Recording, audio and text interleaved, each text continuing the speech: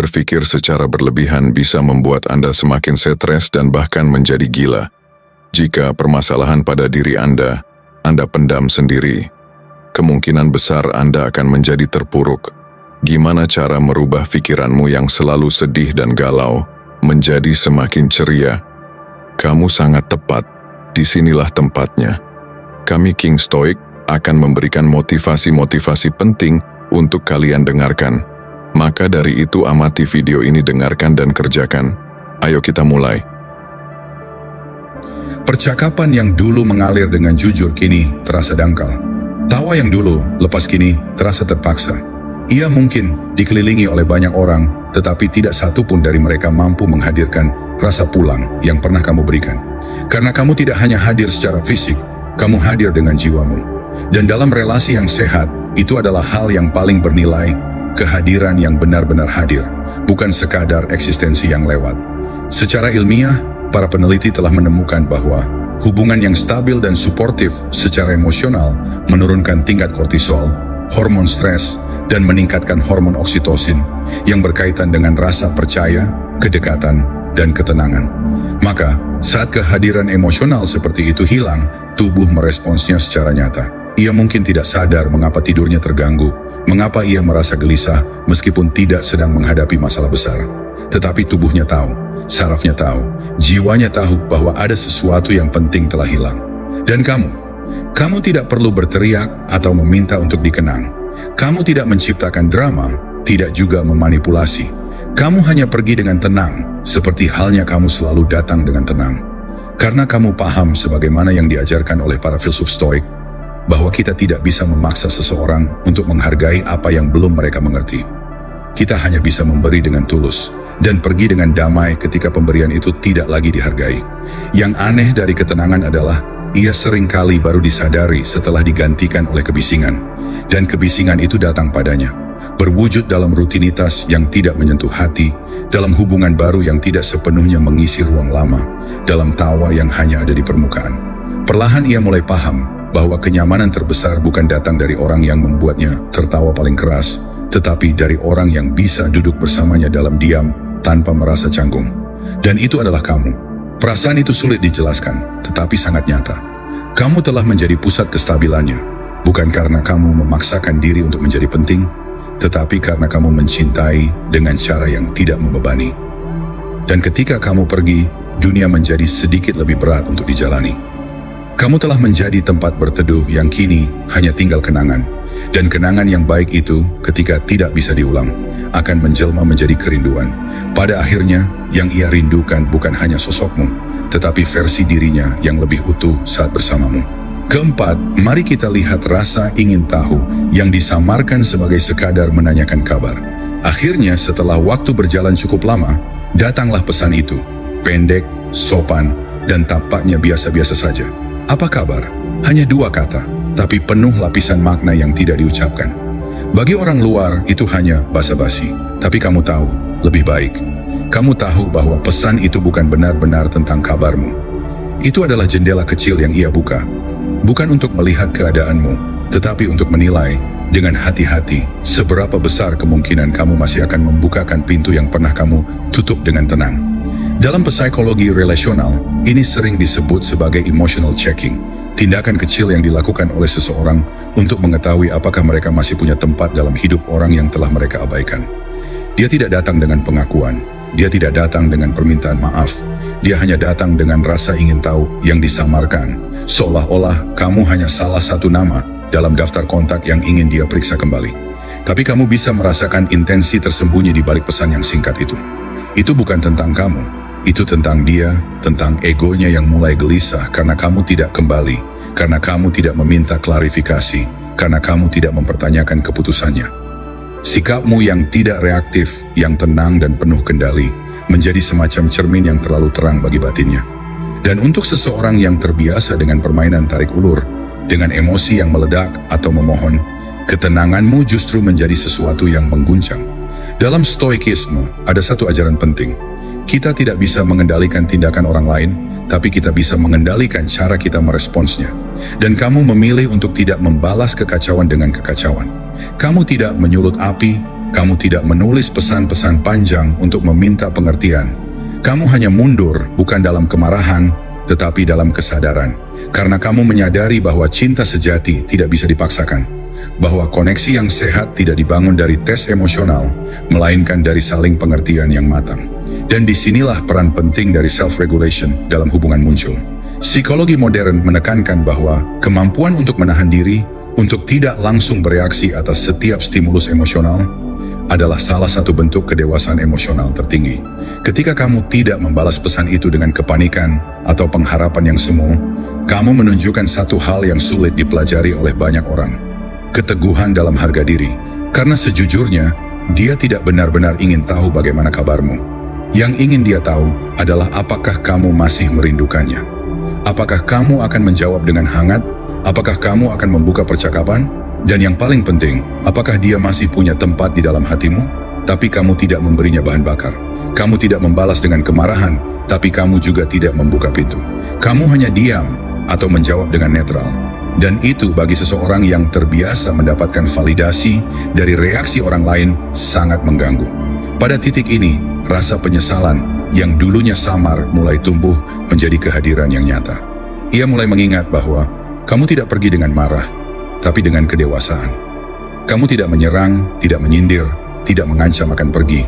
Kamu hanya benar-benar pergi. Dan karena tidak ada drama, tidak ada akhir yang meledak-ledak, maka tidak ada pula penutup yang bisa ia gunakan untuk menenangkan egonya. Karena kamu tidak pernah kehilangan kendali, maka dia tidak bisa menghibur dirinya dengan narasi bahwa kamu terlalu emosional, tidak stabil, atau terlalu bergantung. Justru sebaliknya, ketenanganmu itulah yang membuatnya merasa kehilangan sesuatu yang sesungguhnya sangat berarti. Secara neurologis, manusia cenderung mengejar apa yang menimbulkan rasa penasaran tak terpuaskan.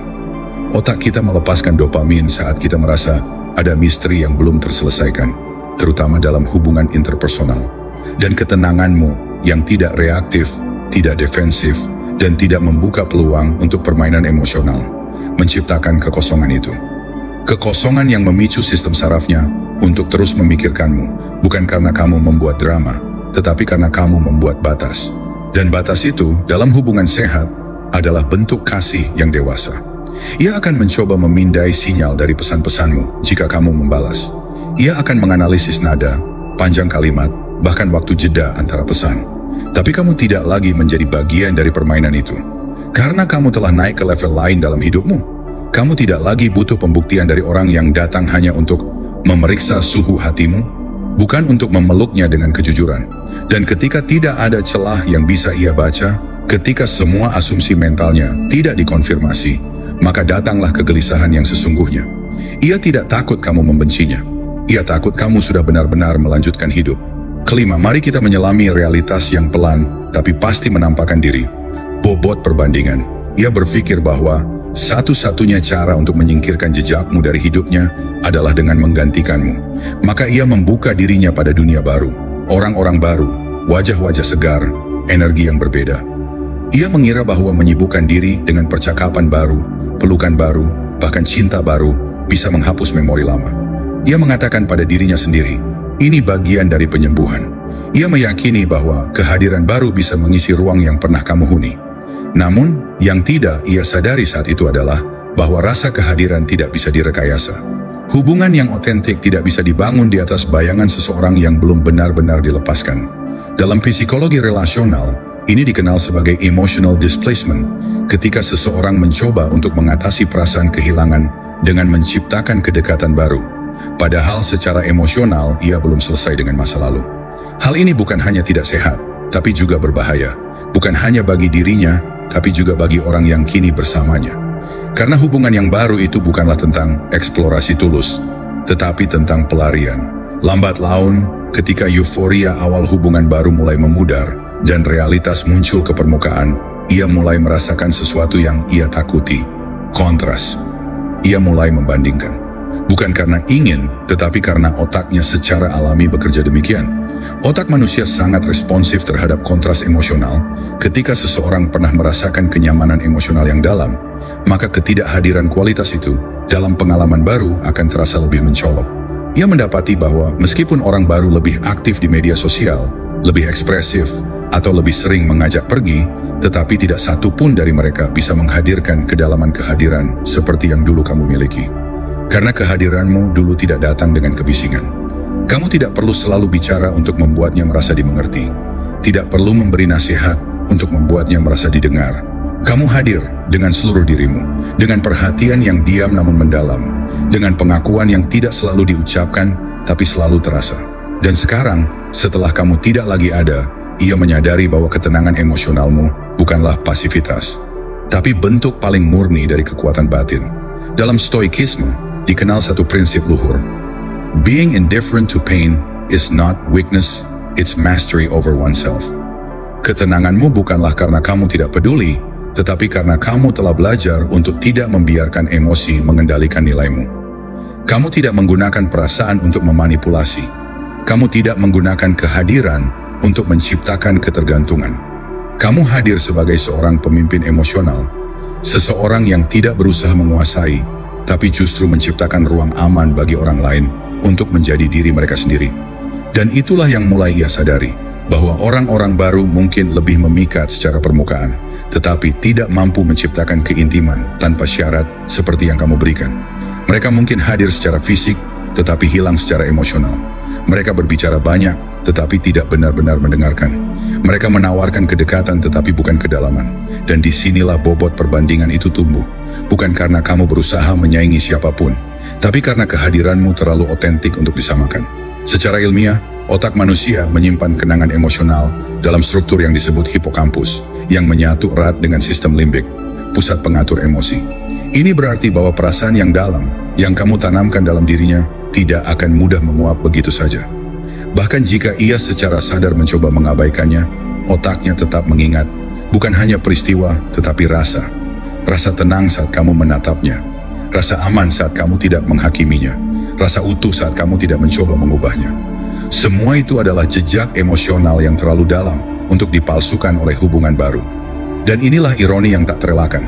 Semakin banyak ia mencoba melupakanmu dengan mencari pengganti, semakin dalam ia merasa kehilanganmu.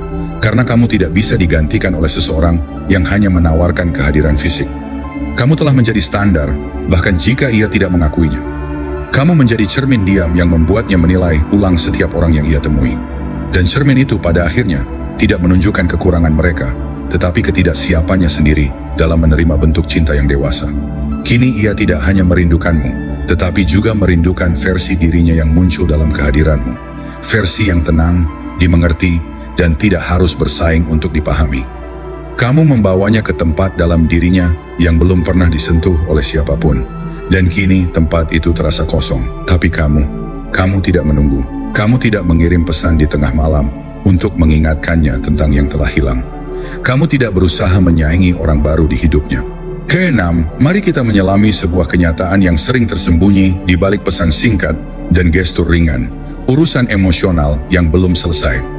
Tak jarang seseorang kembali menghubungimu, bukan karena benar-benar rindu atau karena telah menemukan kesadaran yang tulus atas nilai keberadaanmu, tapi lebih karena ada sesuatu dalam dirinya yang tertinggal, sebuah ruang kosong, percakapan yang tidak pernah terjadi, atau perpisahan yang tidak sesuai dengan bayangannya. Dalam pikirannya, perpisahan seharusnya penuh air mata, drama, dan ungkapan emosi yang meledak-ledak. Namun yang ia dapatkan dari dirimu hanyalah ketenangan.